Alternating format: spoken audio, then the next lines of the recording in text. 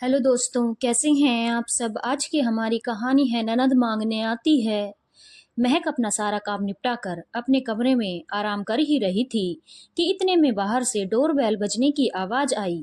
आवाज सुनते ही महक बड़बड़ाती हुई दरवाजा खोलने गई, लेकिन दरवाजे पर शायद कोई बेसब्री इंसान खड़ा था। उसे बिल्कुल भी सब्र नहीं था, इसलिए शायद डोरबेल पर उंगली रखकर हटाना भूल गया। जैसे ही महक ने दरवाजा खोला तो सामने अपनी ननद कुसुम को देखकर उसका मूड ऑफ हो गया। कहाँ तो सोचा था सारा दिन भर आराम करेगी, पर अब तो हो गया आराम। हालांकि ऐसा कभी नहीं था कि वो ननद के आने पर खुश हुई हो या उसके लिए आगे से आगे बढ़कर काम किया हो। नमस्ते। ननद को बस नमस्ते किया और हॉल में बिठाकर अपने कमरे में चली गई। वहां जाकर अपने पति विपिन को कहा, चलो बाहर, तुम्हारे कर्जदार आ गए हैं, जाओ जाकर उन्हें हैंडल करो। उसकी बात सुनकर विपिन हैरानी से बोला, कर्जदार? कैसे कर्जदार? मैंने तो किसी से कर्जा नहीं लिया है।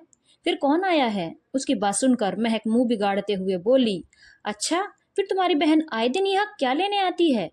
ना खुद चैन से रहती है, ना हमें चैन से रहने देती है।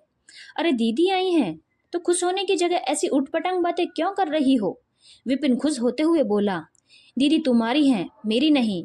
और वैसे भी इन्होंने मेरा संडे बर्बाद करके पता नहीं क्या मिलता है। अभी आप बैठे क्या हो? जाओ उनके पास में, मैं थोड़ा देर आराम करना चाहती हूँ।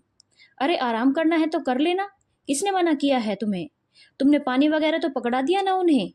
तुम्हारी बहन है, तुम खुद कर लो, मुझे आराम करने दो। महक आंखें तरेरते हुए बोली।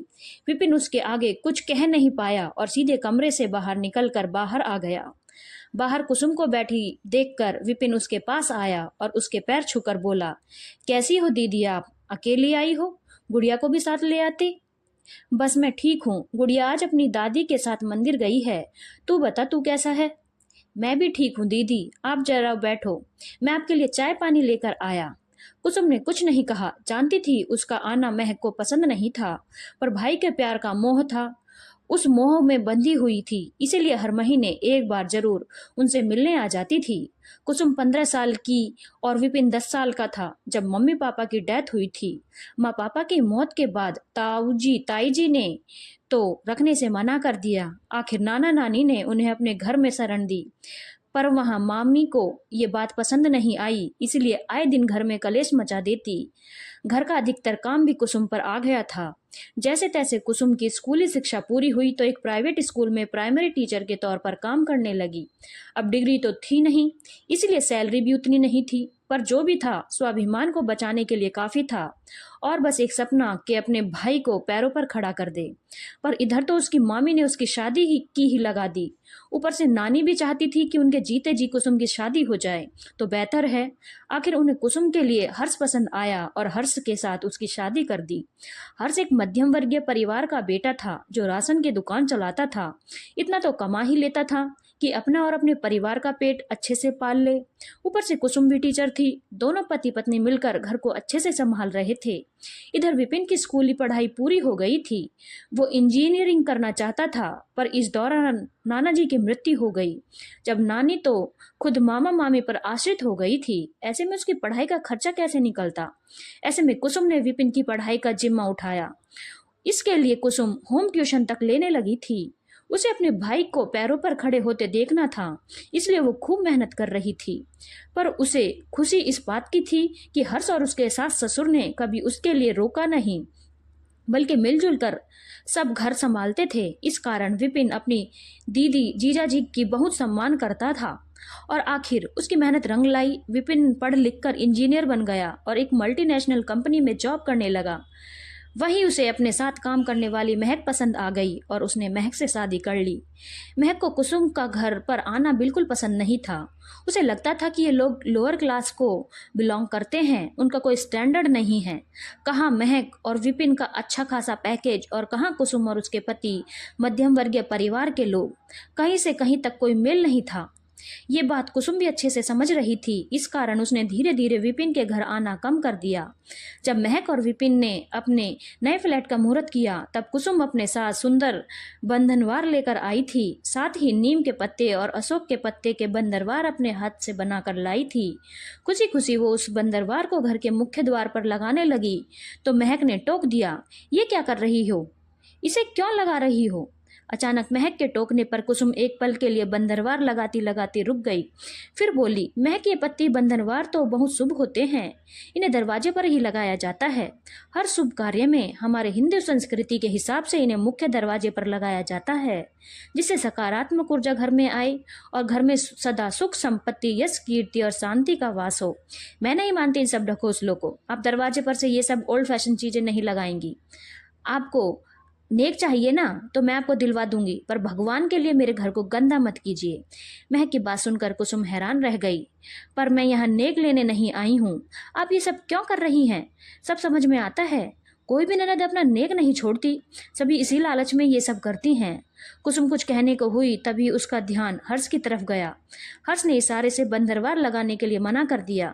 कुसुम ने उन बंदरवार को मन में सोचकर वापस अपने बैग में रख लिया। जब ये बात विपिन को पता चली तो दोनों वहीं रिश्तेदारों के सामने ही लड़ पड़े। ये देखकर कुसुम को बिल्कुल अच्छा नहीं लगा, तो उसने उन दोनों को चुप करने की कोशिश की, पर महक ने उस पर ही इल्जाम लगाते हुए कहा, अब तो मिल गई आपको तसल्ली, मेरे घर की शांति भंग करके। मन को बड़ा सुकून मिल गया होगा आपको। क्या लेने के लिए आप ऐसी हरकतें करती हो? बेवजह मेरा जीना दुश्वार कर रखा है। इतना सब कुछ हंगामा हो जाने के बाद हर्ष जी कुसुम को लेकर घर आ गए। उस दिन के बाद हर्ष जी ने तो कभी भी उनके घर में कदम नहीं रखा, पर कुसुम तो भाई के प्यार से बंधी हुई थी, इसीलिए अब महीने में एक बार ही आती थी। इतने में विपिन चाय बनाकर ले आया। कुसुम ने चाय पी और थोड़ी बहुत इधर उधर की बातें की, वहां से रवाना हो गई। विपिन अभी दरवाजे के बंद करके हटा ही था कि इतने में महक ने आकर कहा, आज क्या लेकर गई है तुम्हारी बहन यहाँ से? दे दिए उसे पैसे? तुम्हारी सोच कितनी खराब है महक। तुम्हें ये क्यों लगता है कि दीदी मुझसे लेने आती है, जबकि वो मेरे हाथ से तो 100 रुपए भी नहीं लेती।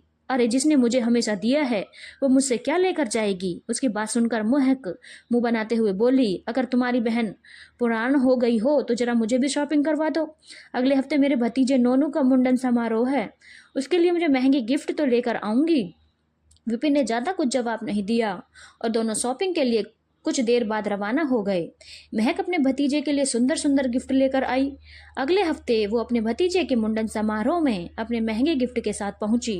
मुंडन से पहले यज्ञ पूजन का आयोजन किया गया था।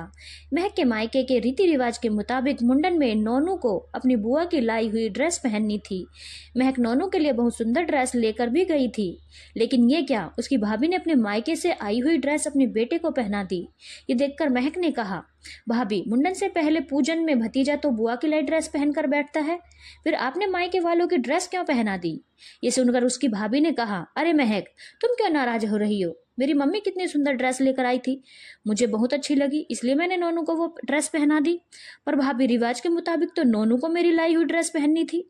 मैं भी तो उसके लिए कितनी सुंदर ड्रेस खरीद कर लाई हूँ। महक, क्यों बात का बतंगड़ बना रही हो? माना कि तुम ड्रेस लेकर आई हो, लेकिन मुझे तो मेरी मम्मी की लाई हुई ड्रेस पसंद आई है। और रही बात तुम्हारे नेक की, तो वह मैं तुम्हें दिलवा दूंगी। भाभी की बात सुनकर महक हैरान रह गई और थोड़ा गुस्से में बोली, मैं ये सब कोई नेक लेने के लिए नहीं कर रही हूँ। ओह कम ऑन महक, जहाँ तक मुझे पता है नंदे ये सब नेक लेने के लिए ही करती हैं और हमेशा अपने मायके कुछ ना कुछ लेने ही आती हैं। उस दिन तुमने ही तो अपनी ननद से कहा था, जब वो तुम्हारे फ्लैट के इनॉग्रेशन में आई थी। महक की भाभी तो ये बात कहकर अपने बच्चे को गोद में लेकर चली गई, पर महक ये सुनकर शॉक्ड हो रह गई। आखिर उसकी भाभी गलत भी तो नहीं कह रही थी, उसने तो उसे आईना दिखाया था। उस दिन उसकी ननद जिस जगह खड़ी थी, आज वो भी उसी जगह पर खड़ी है। सच है, कर्म लौट कर आते हैं। सच है, जब तक इंसान कोई झटका नहीं लगता, उसे अपनी गलती का एहसास नहीं होता। महक को अपनी गलती का एहसास हो चुका था, इसीलिए जब इस बार कुसुम विपिन से मिलने के लिए आई तो महक ने उससे अच्छे से स्वागत किया। ये देखकर कुसुम के साथ साथ विपिन भी हैरान था, क्योंकि विपिन को तो पता नहीं था कि महक के मायके में क्या हुआ था, लेकिन दोनों भाई बहन खुश थे। आखिर आज बहन का मायका आबाद जो हो गया था। धन्यवाद दोस्तों, अगर आपको कहानी अच्छी लगी हो तो चैनल को लाइक, शेयर और सब्सक्राइब करना ना भूलें।